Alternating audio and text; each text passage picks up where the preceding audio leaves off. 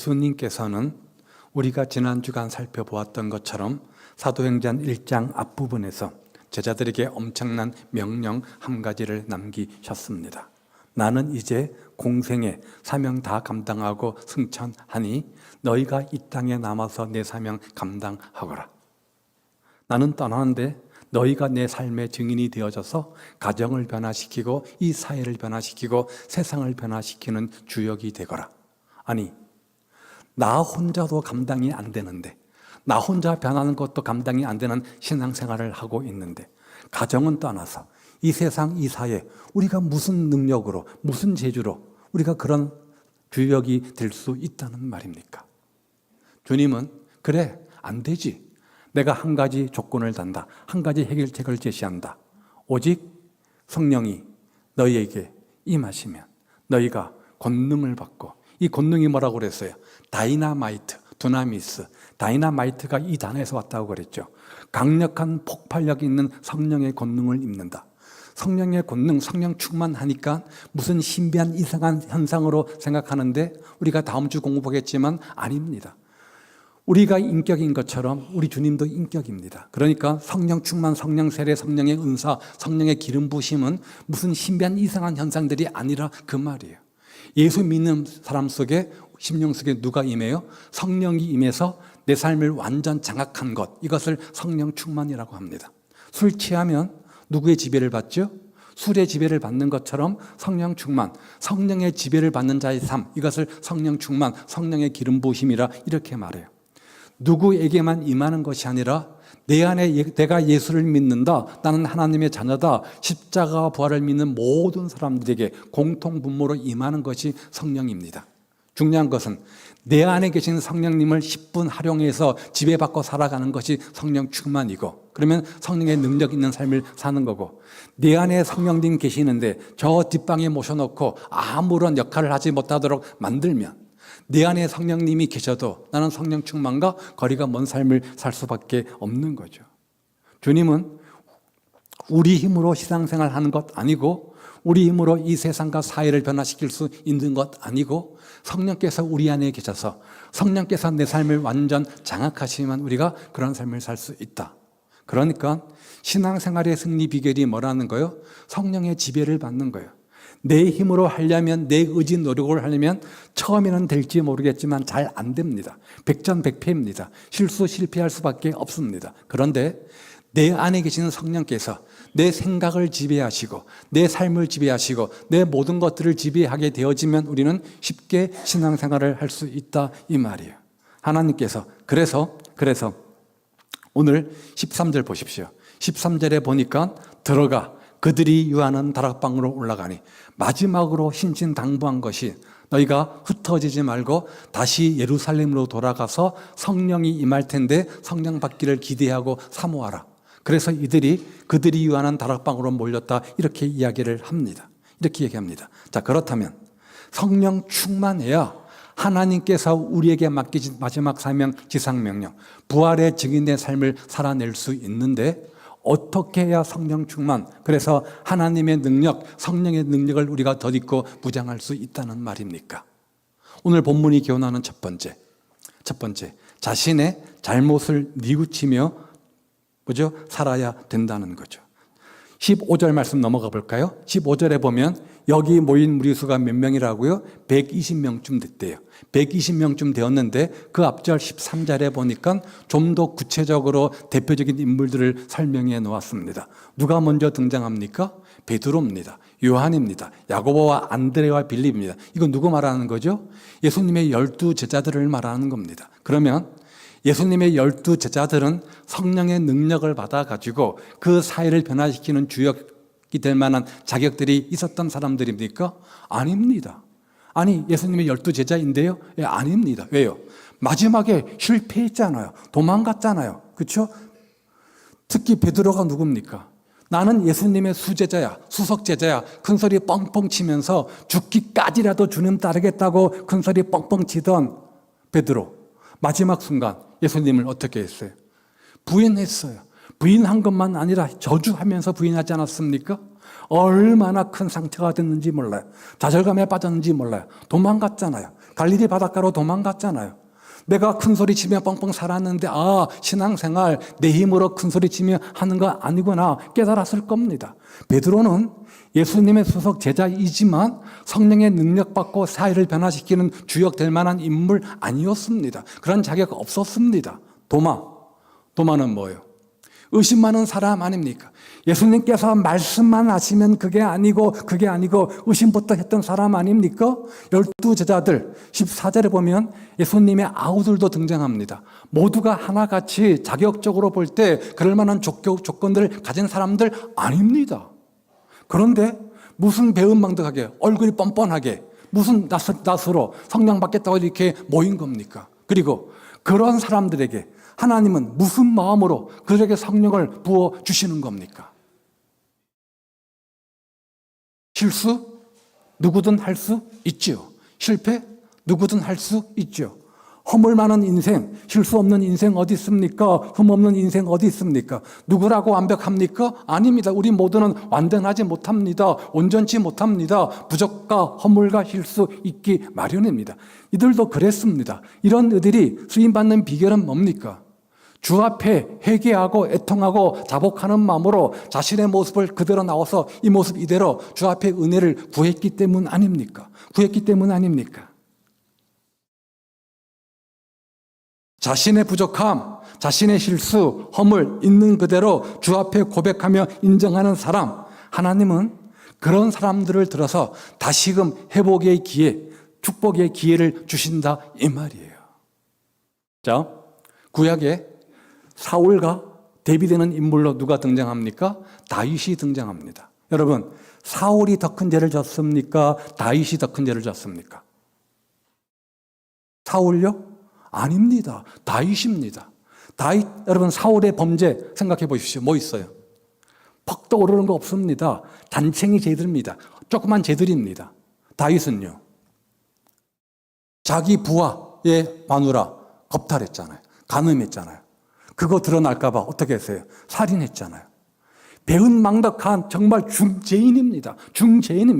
어떤 것도 용서받을 수 없는 큰 중죄를 다윗이 졌습니다. 자, 그런데 사울이 쓰임받았어요? 다윗이 쓰임받았어요? 다윗이. 왜요? 뭐가 이뻐서? 다윗은 하나님 마음에 합한 자였어요. 우리도 사울처럼 다윗처럼 이들처럼 실수, 실패, 넘어지고 잘못될 수 있습니다. 중요한 것은 내가 뭐 이렇게 뻗땡기고 목을 뻣뻣이 세우면 하나님의 은혜와 축복, 성령의 능력이 그 사람 속에 임할 수 없습니다. 그래, 나는 부족한 자지. 나는 허물도 많고 실수와 실패도 말고 말과 행동과 생각 속에 나는 많은 범죄를 지은 자지. 이렇게 겸손한 마음으로 천부여 의지 없어서 자복하고 애통하고 회개하는 마음으로 주 앞에 서면 하나님은 그 사람 속에 성령의 기름 부심을 주는 거예요. 이게 다윗과 사울의 차이였어요. 시편에 보면 침상을 적실 정도로 다윗은 자신의 죄를 인정하고 자복하고 애통하며 하나님의 은혜를 간구했습니다. 허물이 없어서가 아니라, 실수가 없어서가 아니라, 문제가 없어서가 아니라 문제 덩어리인, 허물 덩어리인 다윗을 하나님은 그런 마음을 귀하게 보신 겁니다. 그러면 어떤 자를 하나님이 사용하실까요? 어떤 자에게 하나님의 능력, 성령의 능력을 기름 부어 주실까요? 애통하는 자, 자복하는 자, 자신의 문제를 인정하면서 주 앞에 겸손한 마음으로 무릎 꿇는 자예요. 내가 뭐 이렇게 말한 거 다 나 위한 거 아니야. 교회를 위한 거고 당신 잘 되라고 하는 거야. 이렇게 뻔뻔하게 자기를 합리화하는 사람들에게 성령께서 기름 부어 역사하실 수 없습니다. 그렇다면 혹시 이 자리에 계신 여러분들, 나는 과거에 정말 씻을 수 없는 죄를 지었기 때문에 그런 나에게, 허물 많은 나에게 하나님께서 기름 부어 역사하실까? 나는 안 될 거야. 나는 자격 미달이야. 이렇게 생각하고 판단하지 말라는 거예요. 내가 과거에 어떤 실수를 했다고 할지라도, 어떤 부족함이 있다고 할지라도, 어떤 문제가 있다고 할지라도 중요한 질문은 내가 그 잘못을 인정하고 있는가? 그 잘못으로부터 돌이키고 있는가? 그것을 회개하고 있는가? 바로 살려고 노력하는가? 이것을 주님은 귀하게 보신다 그 말이에요. 그 마음을 귀하게 여긴다 이 말이에요. 따라서 하나님의 성령의 능력을 체험하고 싶습니까? 남은 생에 신앙생활의 승리의 주인공 되고 싶습니까? 내 자녀를 변화시키고 우리 가정을 변화시키고 이 세대를 변화시키고 주변 사람들을 변화시키는 하나님의 능력에 쓰임받는 인생 되고 싶습니까? 그러면 매사에 자신의 허물 부족함을 인정하고 겸손한 마음으로 주 앞에 서시기를 바랍니다. 그래야 자기 한번 돌아볼 것 아닙니까? 자기 한번 돌아보면서 말씀과 기도로 자신의 인생을 한번 반추 돌아보면서 나는 부족하구나 깨닫고 더 각성하고 더 나아 성숙하는 모습을 가질 것 아닙니다. 나는 아무런 문제 없는데 이 정도 기도하면 됐지. 이 정도 신앙생활하면 됐지. 그런 사람에게 변화와 성숙 있을 리 없고 그런 완악한 강박한 마음을 가진 사람들에게 성령께서 강력하게 기름 부어 역사하실 수 없다 그 말이에요. 두 번째 교훈은 우리가 강력한 하나님의 기름 부으심의 은혜, 하나님의 능력을 경험하려면 두 번째 비결은 기도하는 겁니다. 기도하는 겁니다. 자, 그런데 왜 성경은 하나님의 권능, 하나님의 능력을 이야기할 때마다 대비해서 기도를 강조할까? 왜 그렇죠? 우리가 성령의 강력한 능력을 더듬는 비결은 방법은 뭐밖에 없다는 거예요. 기도밖에 없다는 거예요. 기도할 때 성령이 강력하게 우리에게 임한다 이 말이죠. 그런데 우리는 기도하면 어떤 이미지, 어떤 생각을 갖습니까? 주십시오. 요청하는 것으로 생각합니다. 하나님 이것도 주시고요. 저것도 주시고요. 우리 가정 잘 되게 해주시고요. 우리 자녀들 건강하게 해주시고요. 승승장구하게 해주시고요. 생업에 복받게 해주시고요. 주시고 요청하는 기도. 물론 이것도 기도입니다. 그런데 성경에는 기도란 단어로 번역된 한글 성경에 헬라어, 히브리어, 구약 성경에, 신약 성경에 보면 9가지 단어가 등장합니다. 9가지 등장하는데 그것을 우리는 기도로 번역해 놓았습니다. 그런데 기도하면 가장 많이 쓰였던 단어가 넘겨보세요. 프로슈케어라고 하는 헬라어입니다. 프로슈케어. 이 말의 의미는 내가 거룩하신 하나님 앞에 나가서 그의 빛에 나를 비춰보고 뭐 하는 거예요? 교정하는 것. 내 생각, 내 뜻, 내 방법 주장하고 달라고 요청하는 것이 아니라 하나님의 생각이 뭐죠? 하나님의 뜻이 뭐죠? 하나님의 관점이 뭐죠? 그 뜻을 발견하고 그 뜻대로 수긍하고 순종하고 나를 비추어 조정하고 수정하는 것. 바로 이것이 기도라고 했습니다. 그러면 기도는 뭐예요? 내 뜻, 내 방법, 내 주장, 할렐루야, 아멘 믿습니다. 도장 찍어 주십시오. 이게 온전한 기도가 아니라 주님, 제 생각은 이런데요. 제 방법은 이런데요. 주님 생각은 뭐죠? 그 뜻을 묻는 거예요. 왜 물어요? 그 뜻을 발견하면 그 뜻대로 내 생각을 조율하려고, 조정하려고. 이게 기도라는 거예요. 그래서 무디 선생님은 이렇게 말했어요. 기도란 하나님 앞에서 나를 뭐 하는 거다? 조율하는 거다. 조율이 뭐예요? 여기 좋은 악기들이 있습니다. 하나같이 아름다운 소리를 냅니다. 혼자 독주할 때는 문제가 없는데 같이 합주를 하려고 한다면 먼저 튜닝, 조율을 해야 됩니다. 서로 소리를 맞춰야 되는 거예요. 그 어느 악기 하나 튀지 않도록 조율하는 겁니다. 바로 이것이 조율이죠. 튜닝이죠. 노래를 부릅니다. 혼자 부를 때는 큰 소리를 부르면 뭔 상관이 있습니까? 중창을 하고 합창을 합니다. 그러면 어떻게 돼요? 서로 조율해야 되는 거예요. 내 목소리만 튀지 않도록 조율하는 것. 바로 그것이 튜닝입니다. 조율입니다. 기도가 그런 거라는 거죠.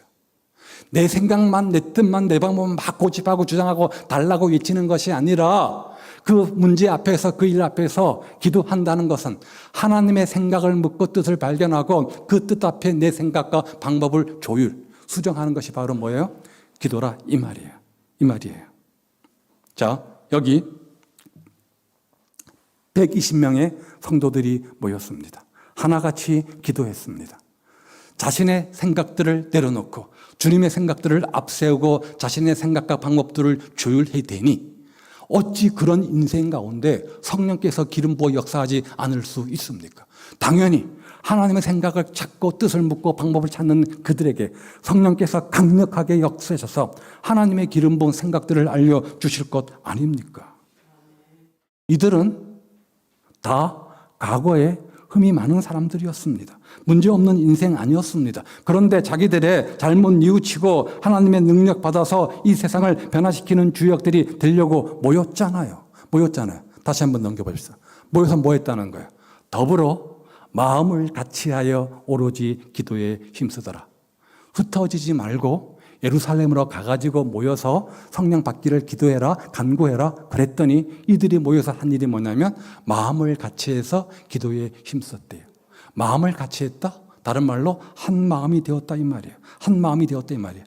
한 장소에 같이 있는 것이 중요한 것이 아니라 강복 사랑에게 성도란 이름으로 함께 예배 드리는 것이 중요한 것이 아니라 더 중요한 것은 같은 마음으로 한 마음으로 그렇게 했다 이 말이죠. 뭘 기도했을까요? 주님, 우리에게 맡긴 이 사명 감당하기 위해서 우리에게 뭐를요? 성령의 능력을 더 입혀 주옵소서. 간절한 마음으로 함께 마음을 같이 해서 그렇게 기도했을 것 아닙니까? 마음을 같이 했다. 하나가 되었다 이 말이에요. 당연한 거죠. 생각해 보십시오. 맨날 네가 옳으니 내가 옳으니 사사건건 반복하고 질시하고 분열과 다툼이 있는 그런 공동체 가운데 성령께서 역사하실 수 있어요, 없어요? 없습니다. 대신 누가 역사합니까?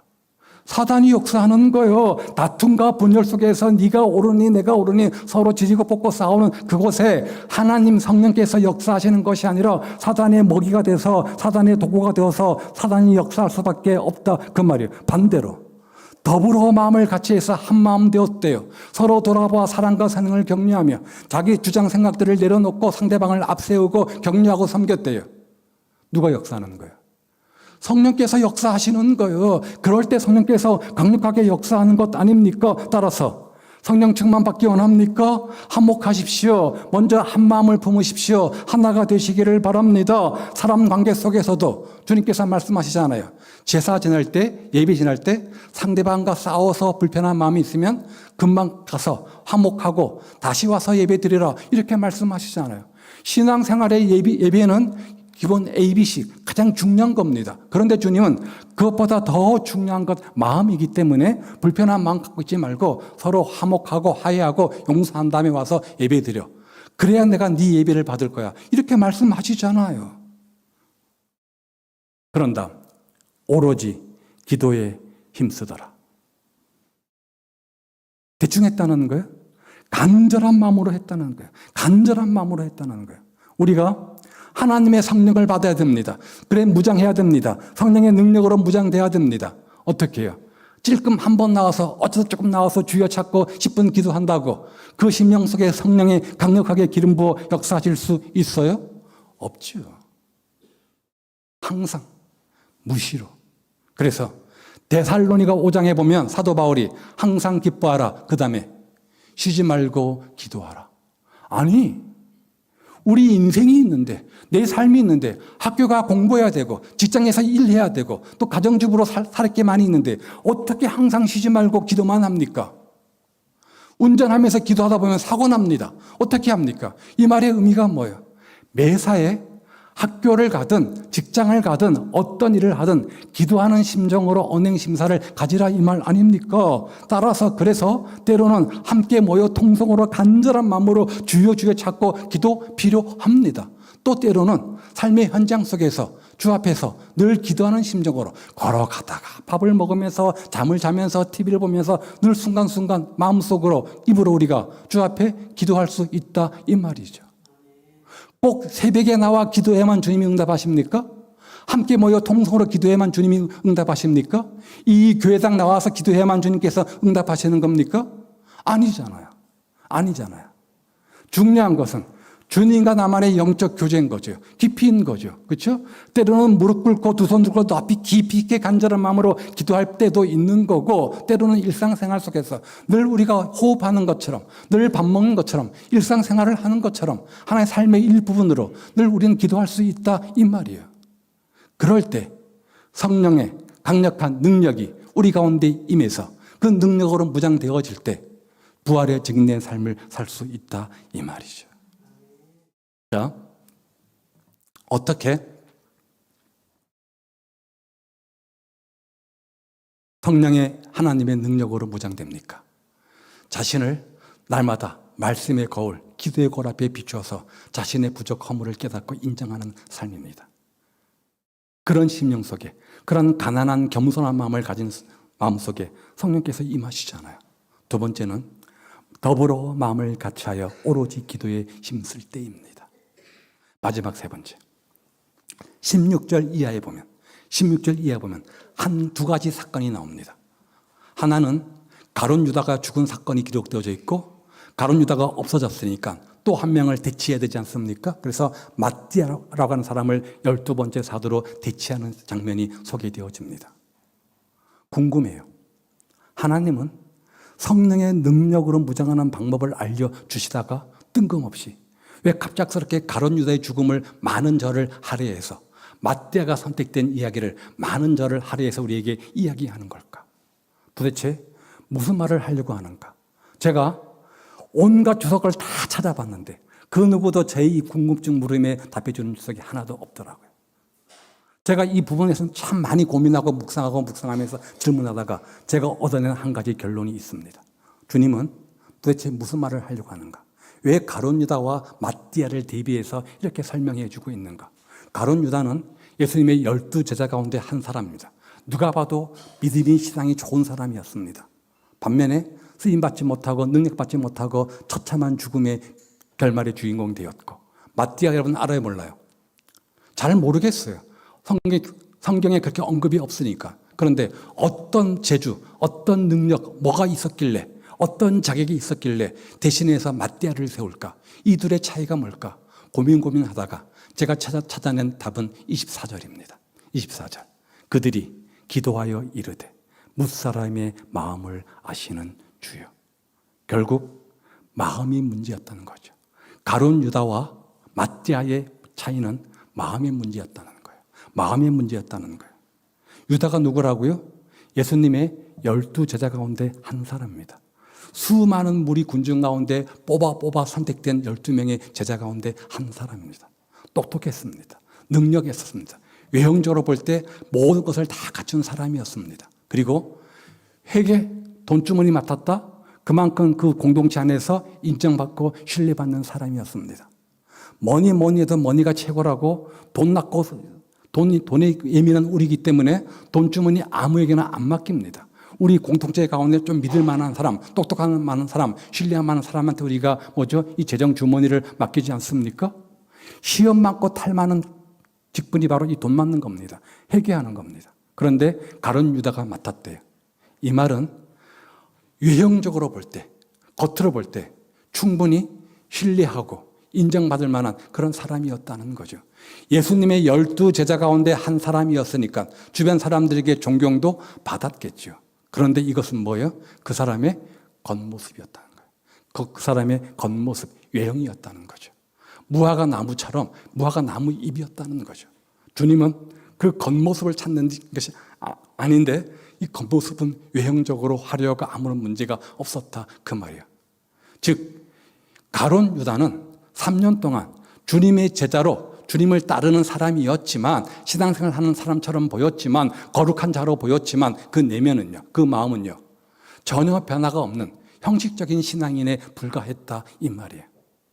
이것을 이들이 나중에 깨닫고 경험한 거예요. 가룟 유다, 사람 물길, 열속 물길은 알아도 사람 마음은 모른다고, 그렇죠? 12제자 중에 한 사람이었으니까 신뢰하고 인정하고 존경했겠죠. 근데 끝에 가니까 마음은 엉뚱한 곳에 가 있었어요. 그 사실을 경험했던 이들, 다시 뽑을 때는 무사람의 마음을 아시는 주님, 우리는 잘 모릅니다. 우리는 속습니다. 그런데 주님은 아시지 않습니까? 그러면서 이렇게 지금 기도하고 있는 거예요. 그러면서 그 다음 17절, 이 사람은 누구예요? 가룟 유다는 본래 우리 수 가운데 참여하여 직무의 한 부분 회계 맡았죠? 던 자라. 이 사람이 불의의 싹으로 밭을 사고 후에 몸이 곤두박질하여 배가 터져 창자가 다 흘러나온지라. 아무리 겉으로 볼 때는 화려한 신앙인의 모습처럼 보인다고 할지라도 내면의 마음에 진정한 변화가 없다고 한다면, 거듭남이 없다고 한다면 그 결과는 이렇게 비참하다. 이것을 누구에게? 우리에게 경고하고 있는 거예요. 예수님의 12 제자 중 한 사람이었던 가룟 유다도 주님 마음 없다 보니까 주님 앞에 마음이 떠났더니 이런 비참한 결말을 가져왔는데 하물며 너희는 이렇게 우리에게 경고하고 있는 거예요. 그렇다면 우리가 예수 믿은 지 몇 년 됐습니까? 교회에서 어떤 직분을 받고 계십니까? 그것만큼 내 마음 중심으로 주님 뜨겁게 사랑하시고 날마다 내 삶이 변화 성숙되어져 가고 있습니까? 시간이 흐르면 집사가 되고 권사가 되고 장로가 돼서 겉으로 화려한 신앙인의 모습을 갖겠죠. 그러면 그것만큼 그 무성한 무화과나무 잎처럼 무성한 것만큼 그 안에 진정한 내면의 열매가 있는가? 주님은 이거 물으신다 그 말이에요.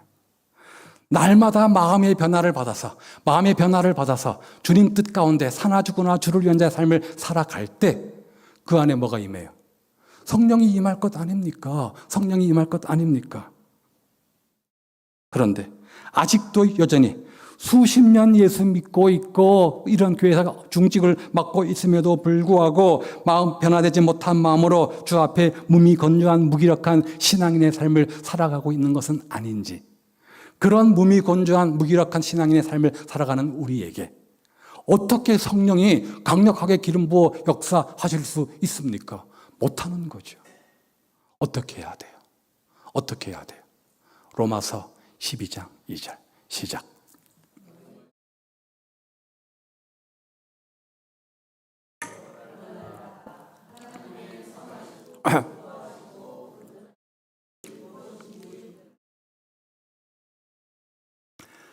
마음을 새롭게 함으로 변화를 받는 거예요.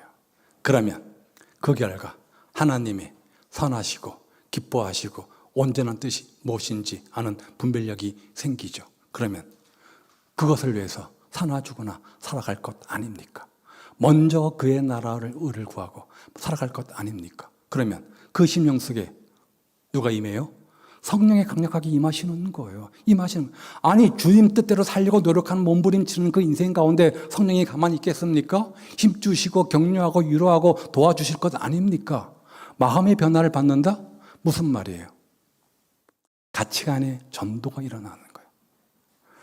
삶의 우선순위가 바뀌는 거예요. 삶의 목표가 바뀌는 거예요. 예수 믿기 이전에 내 삶의 우선순위 목표는 이거였어요. 이것이 내 인생의 행복의 성공의 출세의 기준이라고 생각했어요. 그런데 예수님 만나고 났더니 이 물질 이거 내가 내 인생 전부라고 생각했는데 아니네. 더 귀하고 가치 있는 것 있네. 그것들을 사도 바울처럼 배설물로 여기는 포기의 결단이 생기는 거예요. 예수 믿었는데 예수 만났는데 아직도 가치관의 전도가 없다. 삶의 우선순위와 목적이 바뀌지 않았다. 뭔가 문제가 있는 거예요. 문제가 있는 거예요. 그러면 하나님의 선하시고 기뻐하시고 온전한 뜻이 무엇인지 발견하는 영적 통찰력 분별력이 생길 수 없겠죠. 왜 마음을 이야기하실까? 왜 생각을 이야기하실까? 여러분, 마음과 생각에서 뭐가 출발됩니까?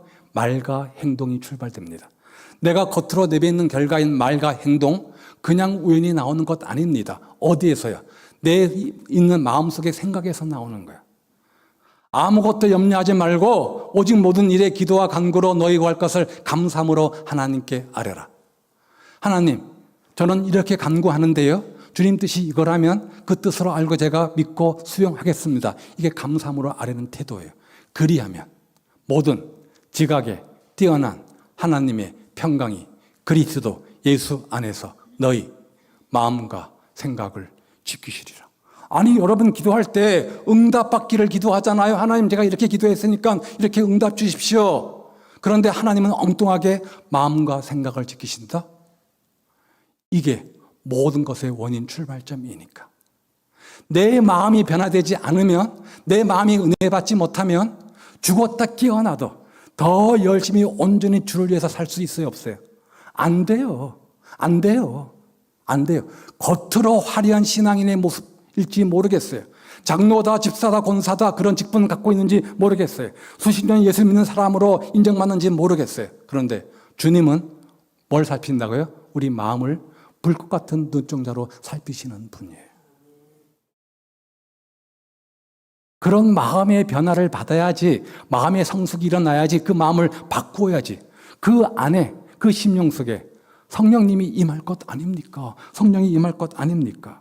그렇게 마음을 변화가 돼서 성령이 임하게 되어지면 그 다음 25절 보십시오. 25절. 봉사와 사도의 직무를 하기 위해서 이 사람들을 세운대요. 하나님은 왜 우리에게 성령의 능력을 주시겠다는 거예요? 봉사와 사도의 직무를 감당하도록 하기 위해서. 부활의 증인된 삶이죠. 그런데 가룟 유다는 겉으로 예수님의 12제자라는 직분을 받았지만 그 사명 잘 감당하지 못한 거예요. 축복의 통로로 그 직분을 주셨지만 감당하지 못하고 직무유기했기 때문에 예수님의 12제자들조차도 이렇게 엄청난 결과를 가져올 수 있다. 파멸의 멸망의 대가를 지불할 수 있다. 이렇게 보여주는 거예요. 또요. 사도의 직무가 뭐예요? 22절 보십시오. 우리가 더불어 예수께서 부활하심을 증언할 사람이 되게 하여야 하리라. 새로 세우는데 조건이 뭐냐면 부활하심을 증언할 사람을 세우는 게 목적이라 이렇게 되어져 있어요. 이게 사도의 직무예요. 부활의 주님을 증거하는 것, 이게 뭐예요? 마지막 맡긴 우리의 사명이잖아요. 그 사명 감당하기 위해서는 어떻게 됩니까? 내 마음의 가치관의 변화가 일어나야 된다 이 말이에요. 마음과 뜻과 정성을 다해서 온전히 주님 사랑하고 섬겨야 되는데 무늬만 그리스도인으로 삶을 살아가니까 마음의 변화와 성숙이 없으니까 당연히 뭐죠? 능력이 기적의 역사가 그 인생 가운데 나타날 수가 없다 이 말이에요. 마띠아는 잘 모르겠어요. 안 나와 있으니까. 그런데 하나님 보실 때 마음이 합당했기 때문에 그런 자격이 있었기 때문에 대신 세우는 것 아니겠어요? 그래서 문 마음을 감찰하시는 주여 이렇게 설명했다 그 말이에요. 그렇다면 하나님은 오늘 우리를 왜 택하시고 선택하고 부르시고 사명 주십니까? 뭐 하려고요? 그 이유 역시 봉사와 사도의 직무를 감당하는 거예요. 다른 말로 부활의 증인된 삶을 살아내는 거예요. 그래서 우리에게 성령의 강력한 기름 부심의 은혜를 더딥혀 주시잖아요. 그리고 그 사명 잘 감당하는 것이 하나님의 축복의 통로 주인공이 되는 비결이다 이렇게 말씀하십니다. 따라서 오늘 여러분이 어떤 직분, 어떤 직무를 받았든 간에 소홀히 가볍게 여기지 마시고 그 사명 직분 잘 감당하셔서 그것이 또 다른 축복의 통로되는 은혜가 있기를 주의 이름으로 축복을 드립니다. 성령의 능력으로 덧입는 삶이 되십시오. 그래야 부활의 증인된 삶을 살아낼 수 있습니다. 그러하기 위해서 오늘 본문이 교훈하는 것처럼 뭐예요? 잘못을 인정하고 잘못을 뉘우치고 겸손한 마음, 주 앞에 낮은 자의 마음을 갖는 거예요. 그러면 조금 더 신앙의 열심을 내려고 하겠죠. 조금 더 기도하려고 하고 조금 더 예배 자리에 있으려고 하고 조금 더 헌신하려고 노력하고 몸부림치겠죠. 그런 다음 날마다 기도로 영적 주파수 채널을 주님께 맞추고 날마다 자기를 튜닝하고 수정하는 작업들이 있기를 바라고 그래서 내 생각과 말과 삶이 주님 보시기에 합당한 도구로 바꿔가는 은혜가 있기를 바라고 그 다음 뭐예요? 마음을 바꾸는 가치관의 전도와 삶의 우선순위와 삶의 목적 가운데 뜨겁게 주님 만나면 이런 거 변화 일어나게 되어집니다. 그래서 능력을 덧입어서 그 능력 가지고 가정 변화시키고 또 자녀 변화시키고 썩어가는 사회를 변화시키는 기적의 등불의 주인공들 다 되시기를 우리 주님의 이름으로 축복을 드립니다. 기도하겠습니다.